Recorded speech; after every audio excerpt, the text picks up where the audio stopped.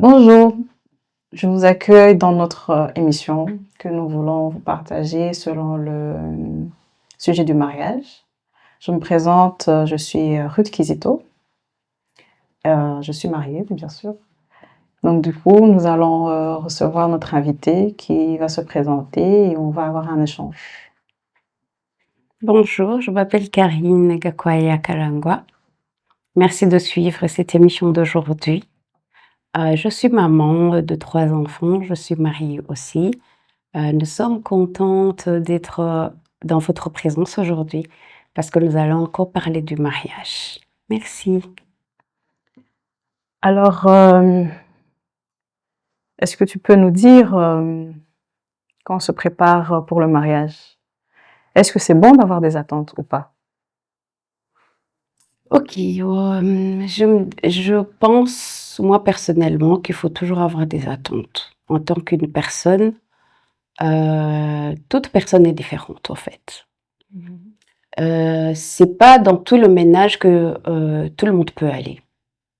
C'est-à-dire que tu peux avoir un mari, une femme qui sont bien et puis tu vas croire que toi, peut-être son mari peut t'aller ou bien cette femme, si tu un homme, peut t'aller, mais c'est pas ça.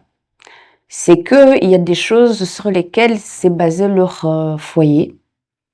Il y a une raison pour lesquelles ils sont ensemble. Ce qui fait que quand même avant de se marier, il faut vraiment avoir des attentes pour trouver le bon ménage qui te va, pour trouver le bon foyer dans lequel tu seras bien. Bon, alors là, je me pose des questions. Bon, je me mets dans la peau de quelqu'un qui n'est pas encore marié. Quel genre d'attente puis-je avoir? Des attentes physiques, il y a des attentes, disons, chrétiens ou pas.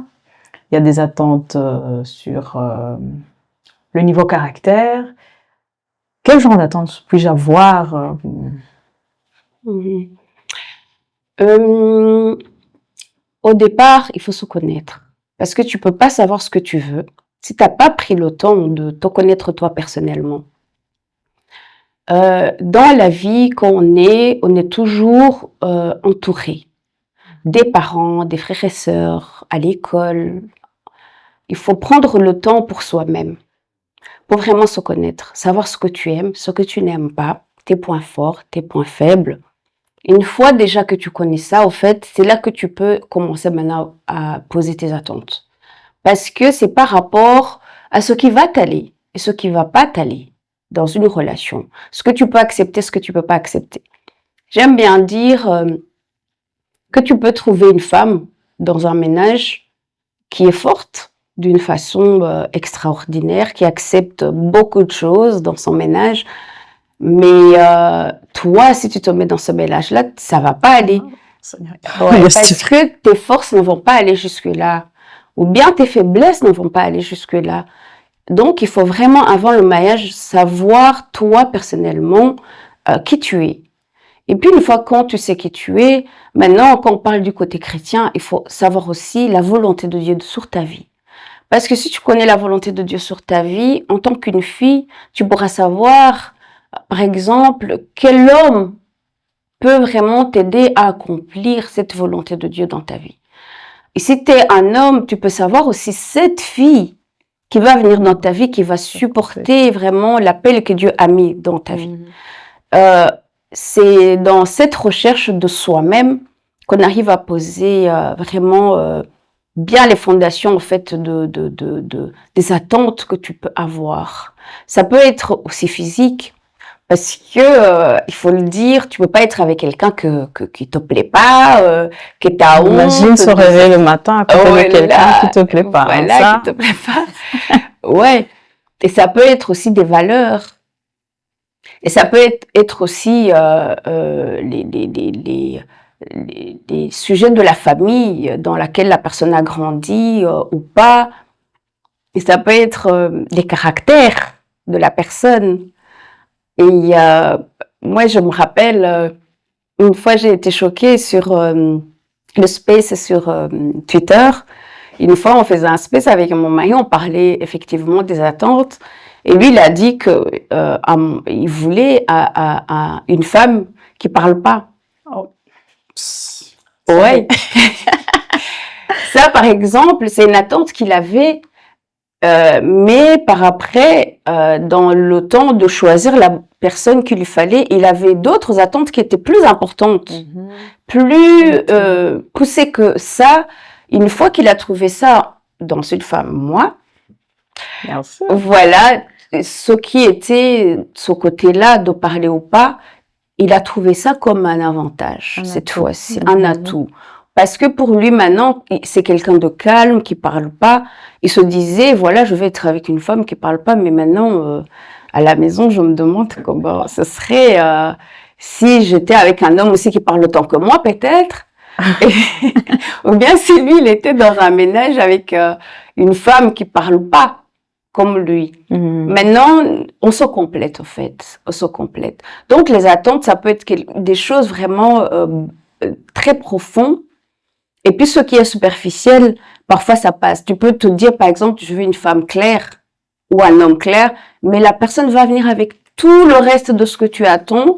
Et puis, là, tu sais passer au-delà. Voilà, tu passes sur ces choses-là qui sont pas vraiment importantes dans le fonctionnement de ton foyer ou sur l'appel que Dieu a mis en toi. Et si je peux juste rajouter, je pense que en fait, pouvoir savoir qui on est, en fait, et savoir comment Ce qu'on veut. Donc du coup, je pense que ça passe par la prière. Moi, je peux juste demander un petit témoignage de ce qui s'est passé chez moi. En fait, moi, je savais que je voulais me marier jeune, et donc du coup, j'ai prié pour avant. Et quand la personne est venue, j'avais dit, moi, il me faut 7 signes. 7 signes. Parce que Dieu me parlait via les signes. Donc du coup, il faut savoir entendre, écouter la voix de Dieu pour savoir en fait ce que tu veux dans tes recherches et attentes. Donc du coup, je dis, Seigneur, je veux 7 signes. Si ça arrive à le troisième signe et qu'il est pas bon, je retourne au premier. Donc 7 signes comme le chiffre 7. C'est ça que je veux. Et tu les as eus? Je les ai eus, bien sûr. D'accord. Voilà. Je les ai eus. Donc, faut juste savoir aussi,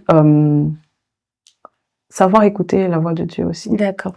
Tu sais, quand on parle de la voix de Dieu dans le choix du conjoint, il faut se dire que Dieu parle de plusieurs façons. La parole dit Dieu parle tantôt d'une manière, tantôt d'une autre.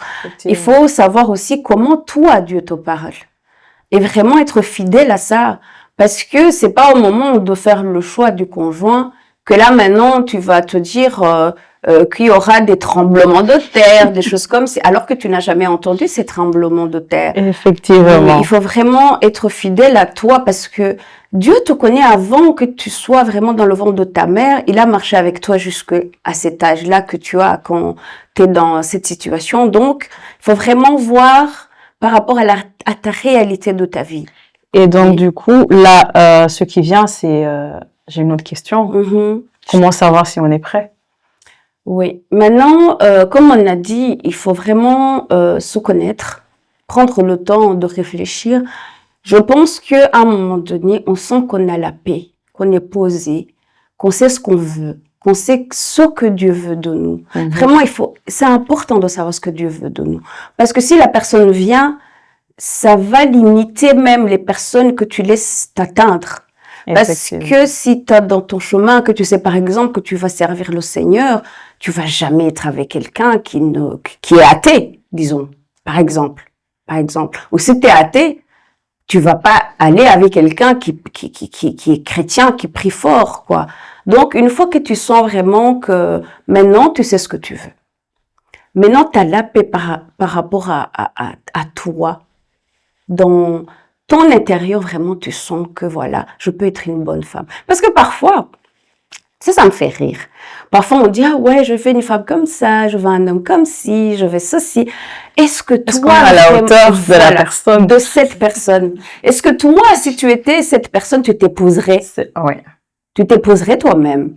Moi, sincèrement, à un moment donné, je pensais que j'étais prête et tout. Même je me disais, pourquoi Dieu traînait? Parce que Comme tu as dit, toi, tu as prié pour te marier jeune. Nous, on savait pas prier quand on était jeune. Tu as eu de la chance d'être sauvé. Et la grâce. Ouais, tu as eu la grâce d'être sauvé jeune. Mais nous, on a connu Dieu, on a été sauvés très âgés. Maintenant, directement, la première chose qui te vient en tête, ah oui, je veux un mari.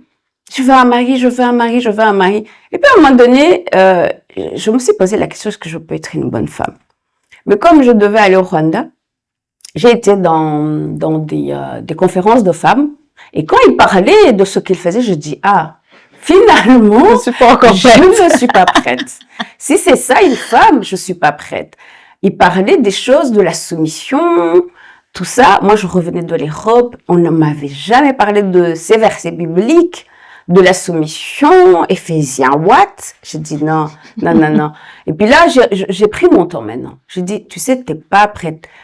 À un moment donné, pour refuser, parce que c'est pas toujours bien d'aller en soi, de vouloir changer, parce que tu veux rester comme tu es, que la personne t'accepte comme tu es, t'es colérique, t'es ceci, t'es cela, ce serait bien d'avoir quelqu'un quand même qui te demande aucun effort.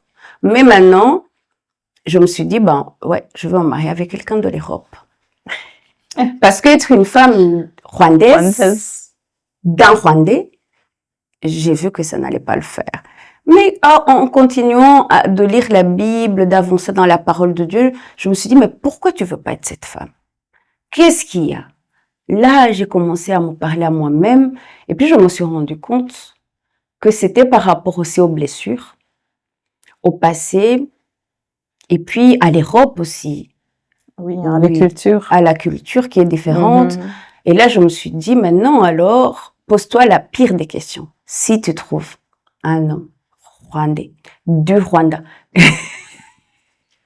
qu'est-ce que tu vas faire? Et c'est comme ça que je me suis préparée au pire. Et Dieu merci. C'est pas ce que j'ai reçu, mais c'est ça. C'est comme ça qu'on sait qu'on est prêt. Et en fait, comment savoir si c'est la bonne personne? Maintenant, comme on vient de le dire, c'est par rapport à comment toi Dieu te parle. Comment tu vas être convaincu? Parce qu'il y a des gens, même Dieu ne parle pas. Mais par le chemin, tu rencontres une personne. Dans la continuité, tu vas voir au fait que c'est flou, que c'est fluide, que c'est fluide. Et d'autres, oui, ils peuvent trouver que c'est flou, qu'il y a des choses qui sont, par exemple, des filles qui vont se marier alors qu'ils se font battre. Ils font des efforts de femmes avant d'être des femmes. Ou bien tu vois vraiment que tu forces une relation. Ou bien tu t'attends à ce que la personne change. Vraiment, tu veux pas cette personne. Tu veux des choses, mais il y a d'autres choses vraiment que c'est fort. Tu vois que non, tu veux pas ça. Et puis tu espères. Tu sais. Ça va changer. Ouais, mais on changera jamais. On change pas des personnes. Dis-toi à la base que voilà, tu pourras pas changer ça. Maintenant, dis-toi, est-ce que tu vas supporter cette chose? Parce que personne n'est parfait, hein. Personne n'est parfait. On n'épouse pas des anges, on ne sommes pas des anges. Et nos maris ne sont pas des anges. Maintenant, il faut avoir ces faiblesses de ces personnes, de cette personne, tu vas les accepter. Et ses forces aussi. Parce qu'il y a des hommes, par exemple, qui sont serviteurs de Dieu, qui partent tout le temps. Est-ce que tu vas supporter ça? Tu vois? Maintenant, pour se connaître la bonne personne, c'est par le cœur, la paix du cœur que tu vas recevoir, et puis le cheminement que toi, personnellement, tu as par rapport à ton parcours. Si tu entends la voix de Dieu ou pas, ou bien si tu marches par les signes, ou bien si, par exemple, c'est par... comme on vient de le dire, la suite des choses, comment ça marche, comment ça va, quoi. Mais je pense que tout au fond de chaque personne, ils savent. Maintenant, je suis dans notre ministère que je fais avec mon mari, on rencontre beaucoup de personnes. Et puis, on a un groupe des gens qui sont en train de divorcer. Mais je me suis rendu compte que chaque fois que tu poses la question, est-ce que tu n'avais pas vu ça avant?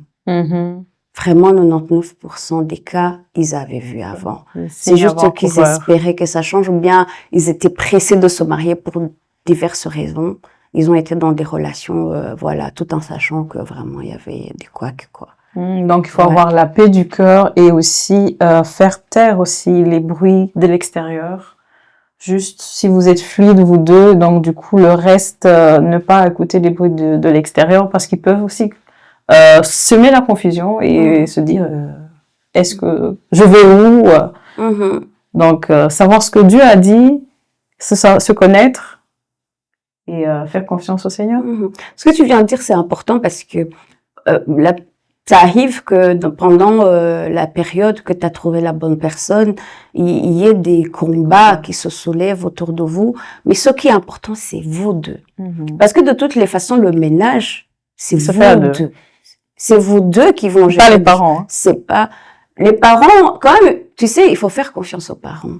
Dans les cas, il y a des cas que on est rwandais. Parfois, c'est par exemple, c'est par rapport aux ethnies, des choses comme ça, que ça marche pas ou qu'il y a des choses.